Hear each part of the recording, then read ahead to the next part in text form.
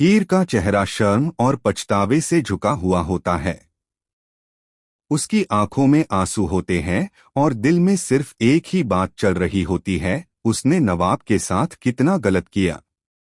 अर्जुन के सच बताने के बाद उससे अपनी हर गलती समझ आ चुकी होती है।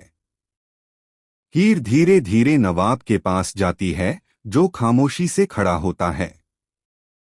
नवाब की आंखों में दर्द और थोड़ी सी नाराजगी साफ नजर आ रही होती है। हीर उसके सामने रुकती है, लेकिन कुछ बोल नहीं पाती।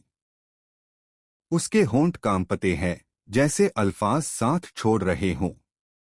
थोड़ी देर की खामोशी के बाद हीर हिम्मत जुटाती है और कहती है, नवाब मुझे माफ कर दो।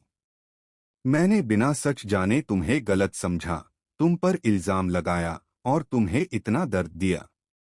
नवाब उसकी बात सुनता है, लेकिन तुरंत कोई रिएक्शन नहीं देता। उसकी खामोशी हीर के दिल को और ज्यादा तोड़ देती है। हीर की आंखों से आंसू गिरने लगते हैं। हीर फिर से बोलती है, मैं जानती हूं कि सिर्फ सॉरी बोलने से सब ठीक नहीं होगा, लेकिन मैं सच में शर्मिंदा हूं।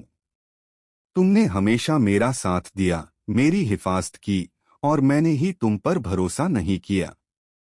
नवाब धीरे से हीर की तरफ देखता है। उसकी आंखों में अब भी दर्द है, लेकिन साथ ही हीर के लिए एक सॉफ्ट कॉर्नर भी नजर आता है।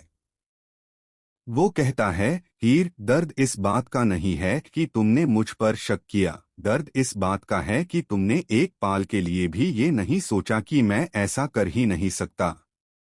हीर ये सुनकर और टूट जाती है। वो तुरंत नवाब के पास आकर उसका हाथ पकड़ लेती है और कहती है, मुझसे बहुत बड़ी गलती हो गई नवाब, मैं तुम्हें समझ नहीं पाई, लेकिन अब मैं सब कुछ ठीक करना चाहती हूँ। प्लीज एक मौका दे दो। नवाब कुछ देर तक हीर को देखता रहता है, जैसे उसके दिल की सच्चाई को समझने की कोशिश कर रहा हो। अर्जुन दूर खड़ा ये सब देख रहा होता है, उससे भी रिलीफ मिलता है कि सच सामने आ गया। थोड़ी देर बाद नवाब अपना हाथ हीर के हाथ से छुड़ाता नहीं, बल्कि धीरे से पकड़ लेता है। वो कहता है, गलतियां सबसे होती है हीर, लेकिन